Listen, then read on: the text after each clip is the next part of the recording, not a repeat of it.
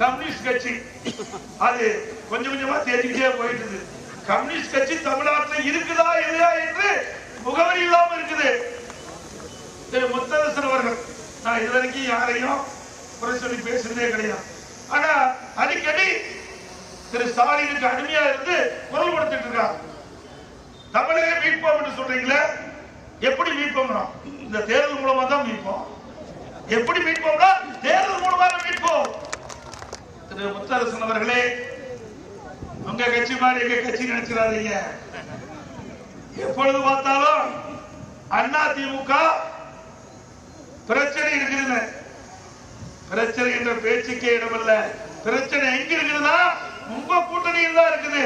திமுக தலைமையில் இருக்கின்ற கூட்டணியில் தான் பிரச்சனை இருக்கின்றது. அண்மையிலே மார்க்சிஸ்ட் கம்யூனிஸ்ட் கட்சியுடைய தலைவர் இன்றைக்கு புதுசா வந்திருக்கிறார் திரு சண்முகம் அவர்கள். அவர் அடிக்கடி பேசிவிட்டார், திமுக ஆட்சியிலே மக்களுடைய பிரச்சனை தீர்க்கல, இப்படியே போயிட்டு இருந்தா தேர்தலில் ஜெயிக்க முடியாது என்ற ஒரு கருத்தை அவரே வெளியிட்டிருக்கார். அண்ணா திமுக பலம் வாய்ந்து கொண்டிருக்கின்றது. திமுக நாட்டு மக்களுடைய பிரச்சனையை அணுகல, தீர்க்கல அப்படின்னு குரல் கொடுத்திருக்கார். பரவாயில்ல, ஏதோ ஒரு 4 ஆண்டுக்கு பிறகு மார்க்சிஸ்ட் கம்யூனிஸ்ட் கட்சியிலிருந்து புதிதாக வந்த தலைவர் திரு சண்முகம் அவர்கள் நாட்டு மக்களை பற்றி சிந்திப்பது வரவேற்கத்தக்கது. ஏன்னா அந்த கட்சியில யாருமே திமுகவை ஏற்று பேசுறதே கிடையாது. எல்லாம் அடிமை சாத்திரம் எழுதி கொடுத்துட்டாங்க.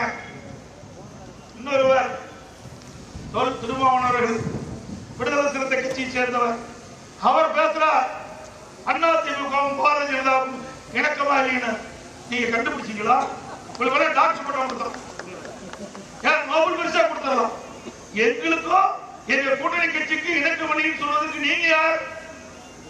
வந்து பாருங்க, அண்ணா திமுக, பாரதிய ஜனதா கட்சி, ஐஜேகே, இன்னும் பல கட்சிகள் ஃபார்வர்ட் பிளாக் எல்லாம் வந்திருக்கிறாங்க. நாங்கெல்லாம் ஒன்றாத்தான் இருக்கிறோம். ஆனா குழுக்குள்ளதான் கருத்து வேறுபாடு இன்னைக்கு வெளிப்பட்டு கொண்டிருக்கிறது. ஆக உங்க கூட்டணிக்குள்ளதான் மிகப்பெரிய குழப்பம் காணப்படுகிறது. அண்ணா திமுக ஆட்சியில் அப்படி இல்லை.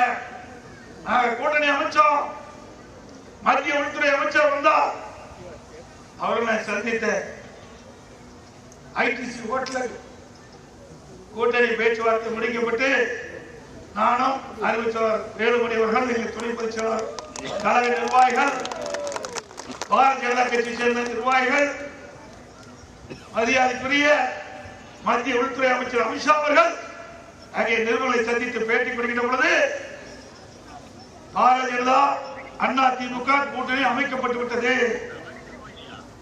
எங்க கூட்டணிக்கு அண்ணா திமுக தலைமைதான் என்று குறிப்பிட்டார். எங்கள் கூட்டணி வெற்றி பெற்ற பிறகு அண்ணா திமுக ஆட்சி அமைக்கும் என்று குறிப்பிட்டார். எங்களுடைய கூட்டணி முதலமைச்சர் வேட்பாளர் இபிஎஸ் என்று குறிப்பிட்டார். ஆக எங்கள் கூட்டணி தெளிவுபடுத்தப்பட்டு விட்டது. ஆனா எதிரில் இருக்கின்ற திமுக கூட்டணியில் அங்க வைக்கின்ற கட்சிகள் எல்லாம் பயம் வந்துடுது, ஏதோ பேசிட்டு இருக்கிறாங்க.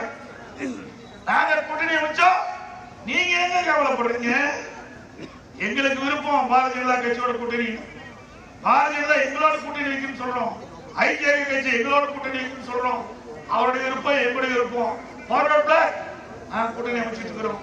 இப்படி இன்னும் பல கட்சிகள் கூட்டணியில் அங்க வைக்கிட்டு இருக்குது. இன்னும் பல கட்சிகள் எதிர்காலத்தில் அண்ணா திமுக தலைமையில் அமைக்கப்பட்ட கூட்டணியில் வரும் வரும்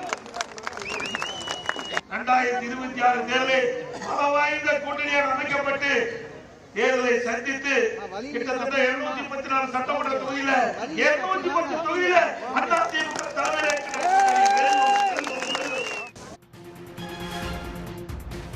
கம்யூனிஸ்ட் கட்சிக்கு தமிழகத்தில் முகவரி இல்லாமல் போய்விட்டது என்றும் அக்கட்சி தேய்ந்து கொண்டிருக்கிறது என்றும் எடப்பாடி பழனிசாமி விமர்சனம் செய்திருக்கிறார். அதே சமயம் சிபிஎம் சண்முகத்திற்கும் அவர் பாராட்டும் தெரிவித்திருக்கிறார்.